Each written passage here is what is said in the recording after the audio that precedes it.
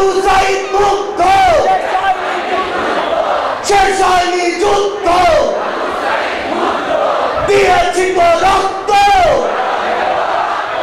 আরো দেব রক্ত,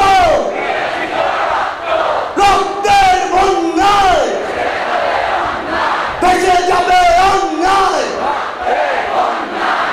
তরুণ সমাজ, ছাত্র জনতা একসাথে যখন রক্তের বন্যা বইয়ে নিজের জীবনকে বিসর্জন দিয়ে সকল অন্যায়কে ভাসিয়ে দিতে প্রস্তুত, ঠিক তখনই আজকের এই মঞ্চে বসে চোখের সামনে সবার প্রথম যে প্ল্যাকার্ডটি, যে ব্যানারটি চোখে পড়েছে সেটি হচ্ছে উপজেলা ভূমি অফিস, টাঙ্গাইল সদর, টাঙ্গাইল।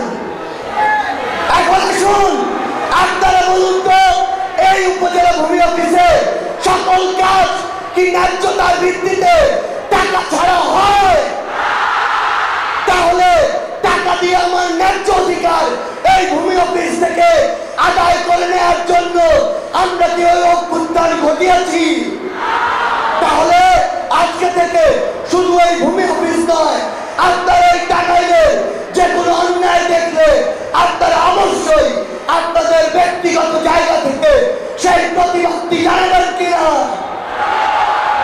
আমরা জানতে পেরেছি আপনার এই যে মেডিকেল কলেজ, এই মেডিকেল কলেজের নাম ছিল টাঙ্গাইল মেডিকেল কলেজ, ঠিক কিনা?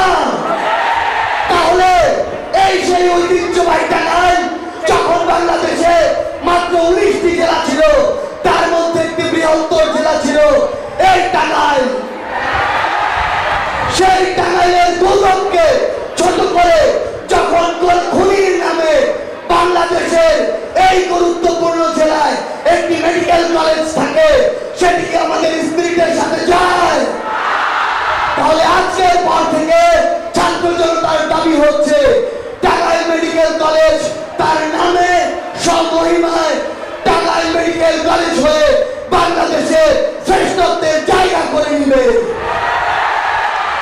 আমরা আপনাদেরকে স্পষ্ট করে জানিয়ে দিতে চাই, ওই মেডিকেল কলেজে আপনাকে যেতে হয় একটি অপারেশনের জন্য, একটি টিকিটের জন্য সবচেয়ে কষ্টকর অবস্থায়, কিন্তু ওই দালাল ধরা ছাড়া আপনার একটি কাজও কি ঠিক মতো হয়?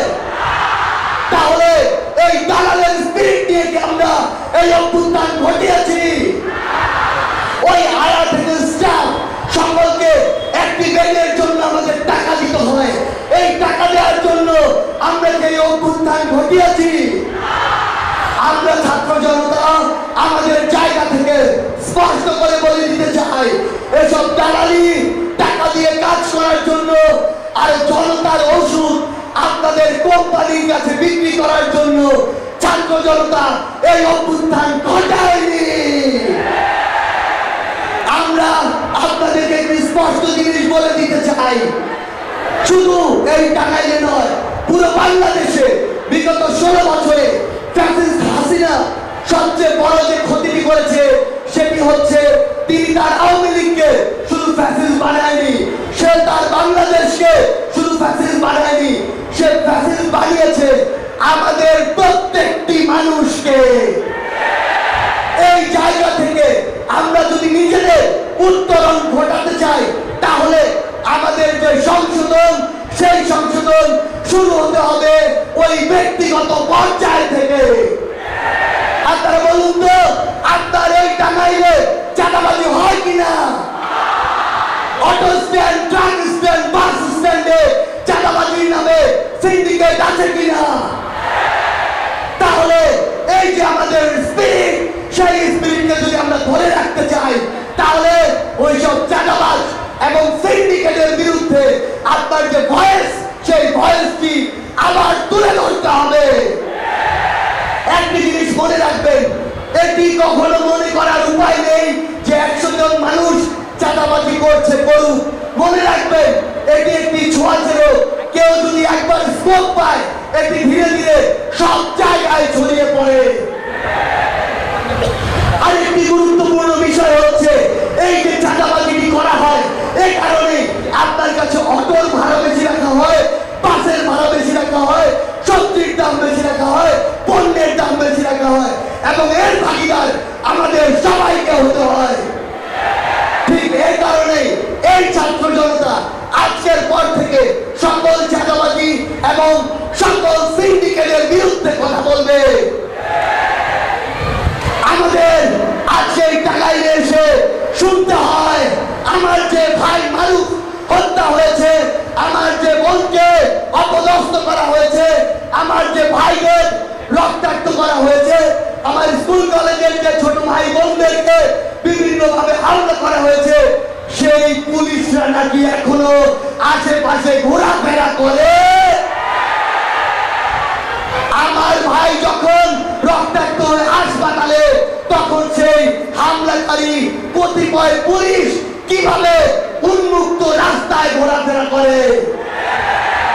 আমরা স্পষ্ট করে বলে দিতে চাই, ওই ফ্যাসিস্ট আওয়ামী লীগের দোষর চাটুকার তেলবাজ তোষামতকারী যে সকল আইন শৃঙ্খলা রক্ষাকারী বাহিনীর সদস্য রয়েছে, তারা যদি এখনো নিজেদের সূত্রে না নেয়, তাহলে তাদের ওই নেত্রী হাসিনার মতোই তাদেরকে দেশ ত্যাগ করতে হবে।